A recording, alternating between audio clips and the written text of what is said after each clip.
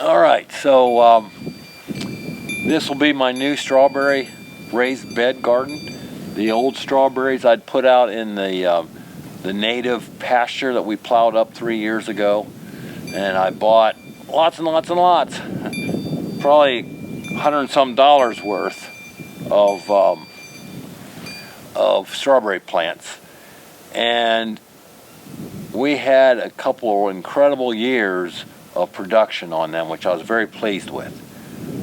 But it's virgin pasture, and so the crabgrass, the first 2 years I was able to control it pretty decent. I had used a lot of mulching.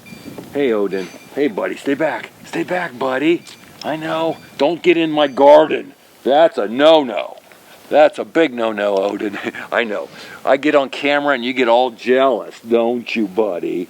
You get all jealous. Could you go somewhere else for me so I can do this, please? Go, Odin. Go, go, go, go, go, go, go. All right, lay down, lay down, lay down, lay down, lay down. There you go. You can stay right here with me then. Sorry about that, folks. He's insistent, but he's an incredible livestock guardian dog. He is. And okay, I guess he's done. Maybe. So I 2 years of really great production. The second year I was really tied up converting this dairy barn to a house and didn't keep up with the weeding. I had done a lot of mulching. I had weeded in the fall, but last year the production went down. I still got a fair bit, but that crabgrass was taking over, and obviously I've been working part-time now for a year and a half. So that part-time work, like right now, is high 20s to 30 some hours a week. So I don't have time to deal with that. But I had gone to raised bed gardenings when we lived in Lancaster, Pennsylvania. We bought a row house, and that row house had a small backyard. And I had made, before we moved there, I had made one raised bed for my wife because she was into therapeutically, a garden was therapeutic for her.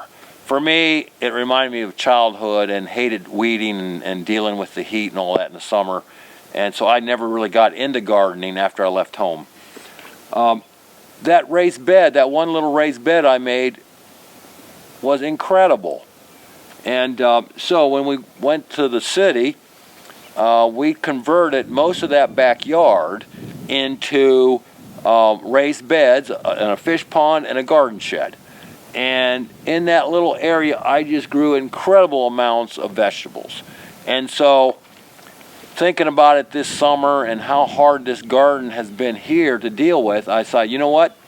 It's time to go back to where I was at in the city. Forget the country way of doing it, but I'm going back. So I was able to get these I was able to get the wood from these from pallets, free. And so I plan on doing a video talking more about the process of building the beds.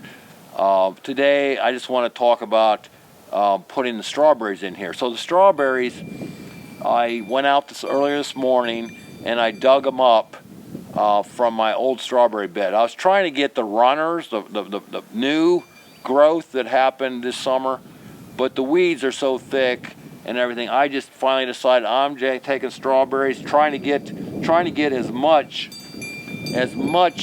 root to it as I can. This is actually, in the fall, is a very good time to be transplanting strawberries, as they go dormant, but you can see there's still life. And as long as you get those roots back in the ground, and I'll probably do a little bit of watering, although I don't want to do too much because we are in that time where, like last night, it was icy out here because it was so cold. I think I have maybe a couple, 3 nights here where it won't be so cold at night. But anyhow, I just wanted to show you my bed, and I'm going to finish putting some plants into this bed. I had laid it out with the trial I was using. Because this is ground that this is the ground that I chose to build my strawberry bed out of. So this here is about 12 inches tall, and I had a lot of peanut shells left from my last garden that I was using as mulch. And I did not find it a great mulch for me. And living here in the Shenandoah Valley, where living here in the Shenandoah Valley, where the wind blows up to 25 hours a day, just like it did out when we lived in Kansas and Missouri and Illinois, the peanut shells blow around too easily. And so even my pile of peanut shells, we had the load dumped, and like we had a huge windstorm like 2 days later, and I think about 10 to 20% of that pile blew off into the hayfield, you know? So it didn't do me any good for my garden. So what I did here is I put probably about 8 inches of those peanut shells that were now composted, if peanut shells actually compost, about almost a year, not quite a year. And in that time they'd broken down, so they weren't near as like shells like that. They became shells more like that. And so so I filled this up with about 8 inches of 6 inches, 7 inches of peanut shells. Then I took my sledgehammer and I further compacted those. Okay, so that way it condensed it and even more. And then this morning I put about 4 inches of what's called mushroom soil. It's the soil that they're done with when they do mushroom farming. Well, up in Lancaster, we used to get it real easily up there because all the nurseries sold it. I was having a hard time finding it here. I finally found some, so my friend helped me earlier this week to pick up. I got 2 cubic foot for this raised bed. The next one I'm going to work on, which is not as much of a rush because I don't have to transplant stuff into it. So I just want it ready for spring. And then I'm getting ready to build Kendra a flower bed here along the house over on the other side. Possibly start today, which I'm going to try to do a video on too. But anyhow, for her to have a flower bed, and we'll use mushroom soil probably in that, and maybe some other soil around the farm here. But anyhow, mushroom soil, the process of making mushroom soil, you know, they use all kinds of ingredients like straw and gypsum, and I don't even remember what all. But it's originally it's ground up and made. It's very nutritious. Part of the process before it goes into the caves or the areas that they're growing mushrooms is to steam heat it, which will kill the weeds. So there's not a lot of weed seed in it, so it's great because you don't end up with tons of weeds. It helps to hold moisture. So I put a layer of that, about 3 to 4 inches of mushroom soil, and then I put some topsoil on top of that, and then I put another inch or so of mushroom soil.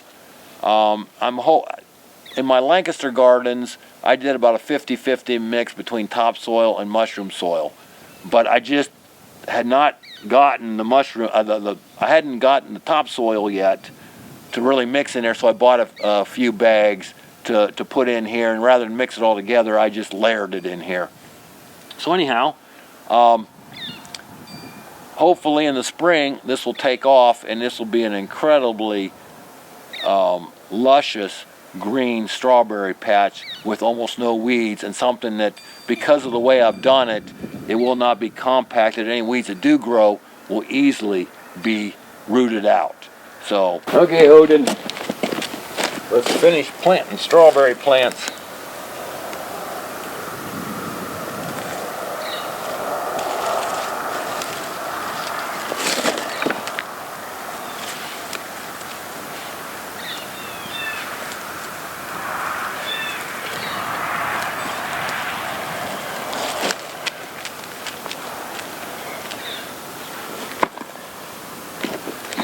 Look out, get back, buddy, get back. Only 2 more holes. Only 2 more. All right, buddy. Well, we got weeds in here I don't really want. Back off, Odin. I don't really want to have to smell your breath. Now you better not dig this stuff out. I guess we'll double up some of these since I had a few more plants in here. Alright. Oh, that one's running good. That one's running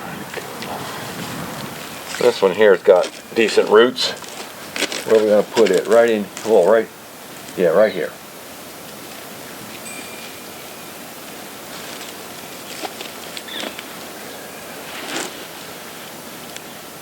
All right, Odin, go ahead and take a nap, buddy.